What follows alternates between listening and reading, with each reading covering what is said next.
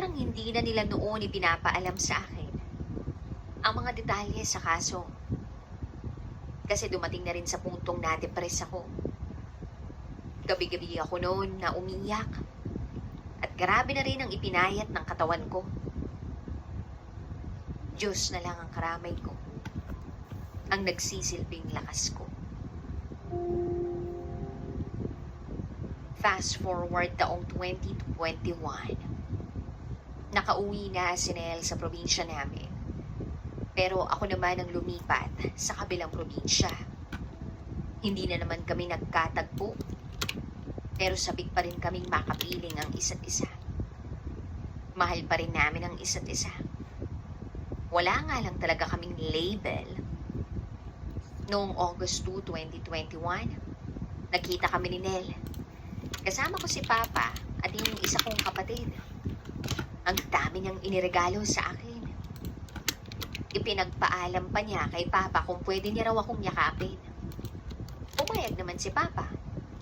Umiiyak si Nel noong nakita niya ako. Inarbor niya patuloy yung panyo ko. Tuloy pa rin kaming nagplano para sa future namin, DJ Rocky. Consistent siya doon. Hindi niya raw ako iiwan at hindi niya raw ako pababayaan. Lagi niya raw akong isinasama kung saan man siya pumunta. Para alam niya na safe talaga ako. Fast forward. Akala ko hindi na magbabago yung consistency ni Nel sa relasyon namin. Pero mali ako ng akala. Diha na ang lahay. Unti-unting may nagbago. May Wala pinakilala siya sa akin na babae. Wala lagi forever.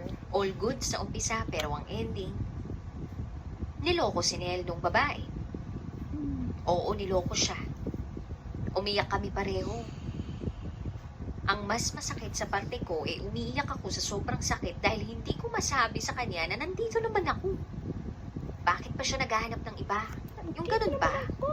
Andito ako eh. Bakit parang wala na lang ako sa'yo ngayon? Yung ganun ba, DJ Rocky? May pasabi-sabi pa siya sa akin noon na lagi niya akong isasama kung saan man daw siya pumunta para alam niyang safe ako. Hindi niya ako pamamayaan. Hindi niya ako iiwan. Gusto ko siyang sumbatan kasi minsan pinaparamdam niya sa akin na mahal niya ako. Tapos minsan hindi naman. Ang labo. Mixed signals.